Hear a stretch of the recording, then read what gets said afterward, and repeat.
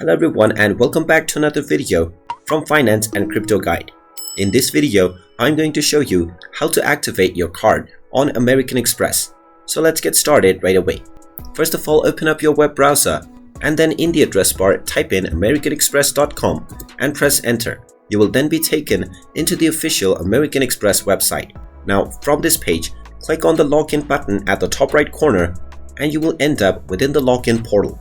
Now from this page, in order to activate your card, click on Confirm Card Received underneath the login button.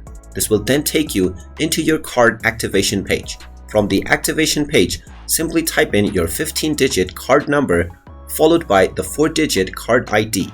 After entering both of these details, click on the Confirm button and you will be taken towards the setup process. You can simply enter all of your credentials, including your personal information for your card. And finally, your card will be activated.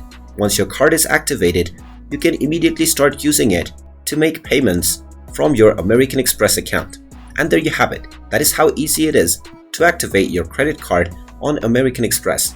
If you find this video helpful, make sure you hit that like button and subscribe to our channel if you haven't done so already. Also ring that notification bell to never miss another update from us. Thank you for watching and I will see you again in the next video.